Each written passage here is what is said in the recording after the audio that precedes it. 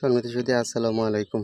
এখন অনেক দিন পর আমি আমার আনসাল জমিটাতে চলে আসলাম।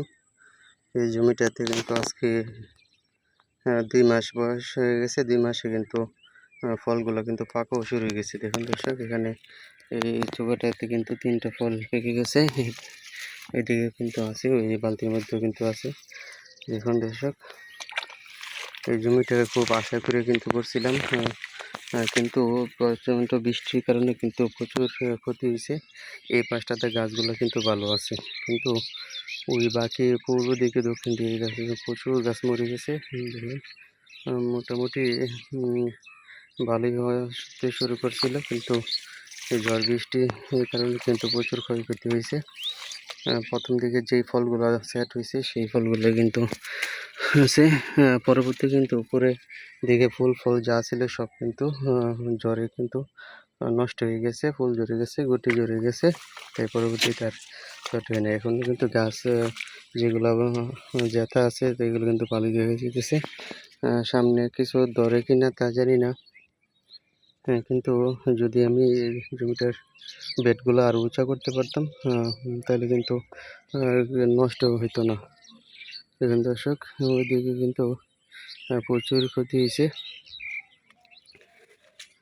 বেডের গোড়ায় কিন্তু পানি উঠে গেছিল, তাই গাছগুলো অনেক ডলে পড়ছে। এই পাশটাতে কিছু আছে, আর ওই পাশটাতে কিন্তু সবচেয়ে বেশি ক্ষতি হয়েছে।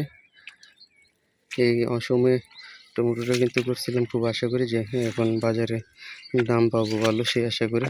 এখন দাম আছে ভালোই, 40-45 টাকা কেজি পাইকারি যাচ্ছে। এখন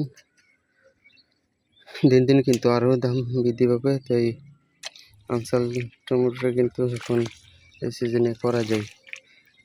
তারপর তো প্রচণ্ড রিস্কের মধ্যে কিন্তু করা হয়েছে। কী করা আছে, ভাগ্যে যা আছে তাই হবে।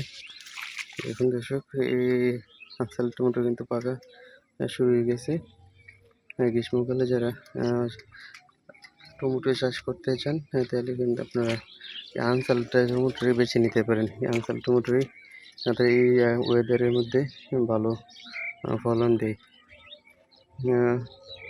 দেখা যাক, আমার গাছগুলি যদি নষ্ট না হইতো তাহলে কিন্তু প্রচুর ফলনই পাইতাম এবং দামও ভালো ছিল। কী করার আছে, কৃষিকাজ করতে গেলে রিস্ক থাকবে এবং এক্সট্রাকে মেনে নিয়েই চাষ করতে হবে। লাভ লস হতে পারে, তাই সকলেই এর চাষ করবেন। একটু বেডটাকে উঁচু করে নেবেন, তাইলে গাছের ডলে পড়ার সম্ভাবনাটা খুব একটু কম থাকবে। আমার এই পাশটাতে কিন্তু একটা গাছও ডলে পড়ে নেই, আর বাকি অন্য দিক দিয়ে কিন্তু যে দিক দিয়ে গাছের গোড়ায় পানি জমে গেছিলো ওই দিক দিয়ে কিন্তু আপনার গাছগুলা ডলে পড়ছে। অবশ্যই বেডগুলো এই টাইমে প্রচুর পরিমাণে উঁচা করে নেবেন, অন্তত 1-1.5 ফিট উঁচা করবেন, তাইলে কিন্তু আপনার বেডে পানি উঠবে না, তাইলে গাছ টিকে থাকবে। আপনারা লাভবান হতে পারেন। ধন্যবাদ সবাইকে। আসসালামু আলাইকুম।